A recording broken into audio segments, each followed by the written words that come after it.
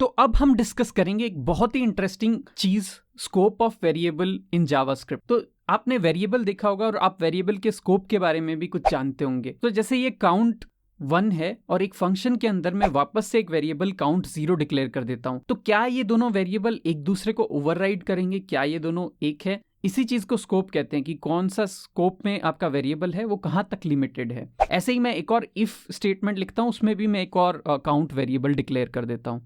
तो आप देखोगे इसको हम रिप्रेजेंट करते हैं स्कोप की तरह। तो ग्लोबल स्कोप वो है जो पूरे प्रोग्राम का आउटर स्कोप है। तो सबसे बाहर जो वेरिएबल लिखा हुआ है वो ग्लोबल स्कोप में है। सम फंक्शन अपना एक नया स्कोप क्रिएट कर रहा है और हम एक्सपेक्ट करते हैं कि इफ ब्लॉक भी कुछ स्कोप क्रिएट करेगा। तो एक तरह से तीनों वेरिएबल 3 जगह पे हैं, तो ये तीनों क्या अलग हैं ये हमको देखना है।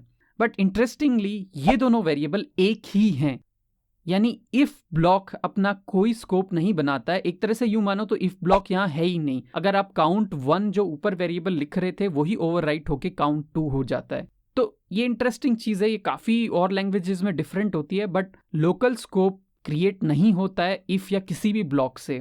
तो जावास्क्रिप्ट में अगर आप देखोगे तो अगर ऐसा कोड है तो केवल फंक्शन ब्लॉक्स ही एक स्कोप बनाते हैं, यानी जो सम है इसके अंदर वेरिएबल जो डिक्लेयर हुआ है वही एक अलग स्कोप में होगा, यानी वो एक अलग ही वेरिएबल है जिसको लोकल वेरिएबल कह सकते हैं। बाकी इफ और ये ब्लॉक एक वेरिएबल नहीं क्रिएट करते हैं बाय डिफॉल्ट यूजिंग वेर। तो ये एक काफी बड़ी प्रॉब्लम भी हो सकती है अगर आप इसको नहीं जानते हैं। तो आने वाले जावास्क्रिप्ट वर्जन में इसका कुछ सॉल्यूशन भी है जो हम ES6 की हमारी सीरीज में देखेंगे। तो इस एग्जाम्पल में हम देखेंगे एक वेरिएबल कैसे अपना स्कोप चेंज करता है जावास्क्रिप्ट में और कहां पे नया स्कोप क्रिएट हो सकता है। तो मैं एक वेरिएबल नेम बना रहा हूं, उसमें मैंने अभिषेक करके एक स्ट्रिंग पुट किया है। एक और फंक्शन हम यूज करेंगे। इस फंक्शन के अंदर मैं एक सिंपल वेरिएबल प्रिंट करूंगा, जैसे कि अभी मैं स्पीक फंक्शन लिख रहा हूं और इसके अंदर मैं ये नेम वेरिएबल को प्रिंट करने के लिए कंसोल लॉग लिखूंगा।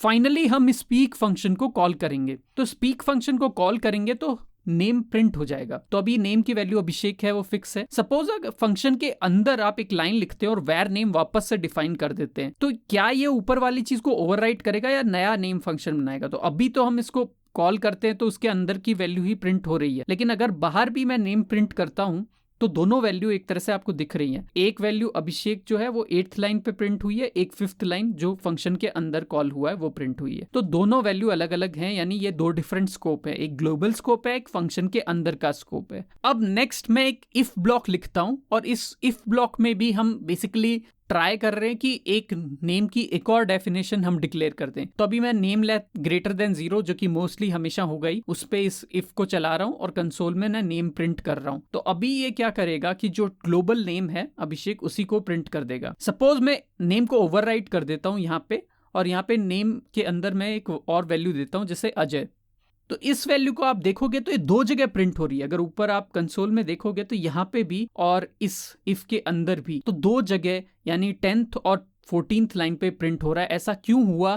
क्योंकि ये नेम ग्लोबल स्कोप को ही ओवरराइट कर रहा है। तो इफ ब्लॉक एक नया ब्लॉक नहीं बनाएगा। तो ये जो ब्लॉक है ये कोई भी नया स्कोप नहीं बनाएगा, और ऐसे फंक्शन ब्लॉक ही को एक ब्लॉक होता है जो वेर से एक नया स्कोप बना देता है। तो ये जावास्क्रिप्ट की एक बहुत पुरानी प्रॉब्लम है, बिकॉज अगर आप सोच रहे हो हमेशा आप लोकल वेरिएबल डिक्लेयर कर पाओगे वेर से, तो केवल फंक्शन के अंदर पॉसिबल है। तो इसका आपको काफी ध्यान रखना होगा।